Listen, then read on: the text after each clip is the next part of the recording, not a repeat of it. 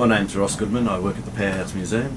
My role is a heavy transport engineering conservator, which involves looking after our steam collection, be it locomotives, some tracks and engines occasionally, and the stationary steam that's on display at the museum. Part of this role also involves the looking after and the involvement of our volunteers within our steam section.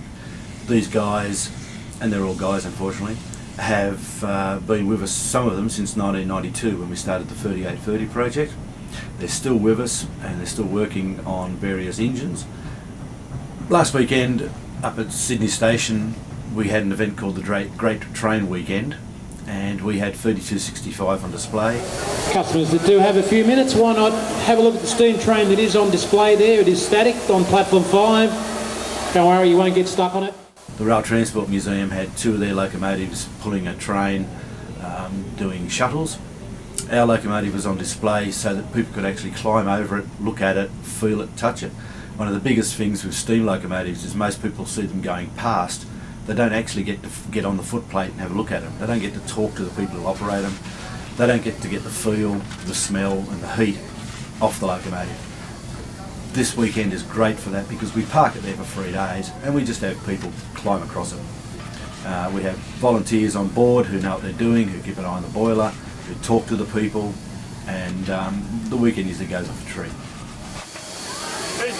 We have a team of about 12 odd volunteers, two different categories. We have an older group who mainly like to work within the workshop complex, repairing and rebuilding stuff, and then younger guys who are willing to go out on the trains and work some very long hours maintaining the locomotives out on the main lines or in the yards like at Felmere.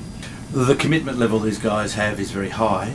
To be one of our steam volunteers, they strive to have their boiler ticket, their reciprocating steam engine driver's licence. They have to have a RISI ticket which allows them to be safe on the railway line. Some of them will be doing basic safe working during the next year or so. There's a lot of commitment these guys have to put in just to give us a hand for nothing.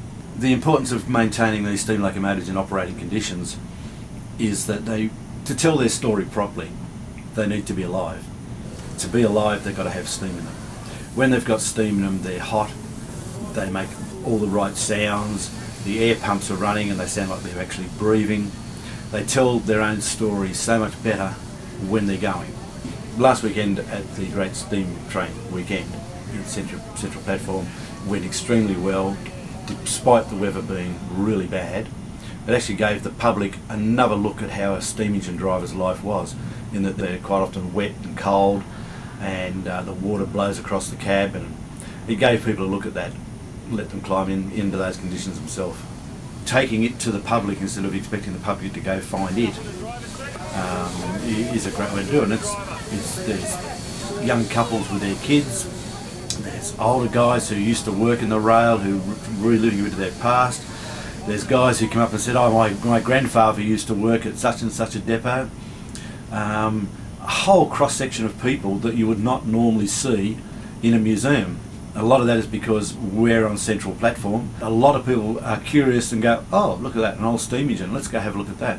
And then they walk over and they start talking, get enthused, it brings back memories or it makes new memories for them.